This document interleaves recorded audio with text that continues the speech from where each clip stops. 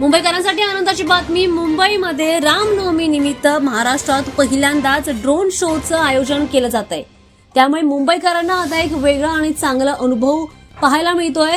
खरं तर या कार्यक्रमाचं आयोजन राज्याच्या सांस्कृतिक विभागाद्वारे करण्यात आलंय. हा कार्यक्रम मुंबईतील आझाद मैदानावर 2 दिवस पार पडतोय.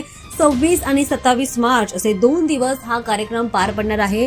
मुंबईच्या आझाद मैदानावर हा कार्यक्रम पार पडणार आहे.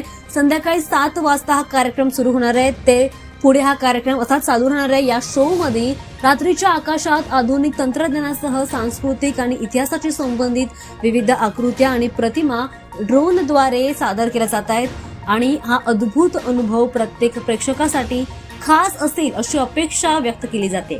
दर्शकांनी गर्दी टाळण्यासाठी लवकर पोहोचण्याचा सल्ला दिला जातोय. शक्य असल्यास सार्वजनिक वाहतूक वापरण्याचा सल्ला देखील आयोजकांनी दिलेला आहे. हा कार्यक्रम पूर्णपणे सार्वजनिक आणि मोफत आहे. तंत्रज्ञान आणि संस्कृतीचा एक उत्कृष्ट संगम अनुभवायला मिळणार आहे. त्यामुळे तुम्ही नक्कीच या कार्यक्रमात सहभागी व्हा. मुंबईमध्ये संपूर्ण देशभरामध्ये महाराष्ट्रात रामनवमी निमित्त सगळीकडेच वेगवेगळ्या कार्यक्रमाचं आयोजन करण्यात आलंय.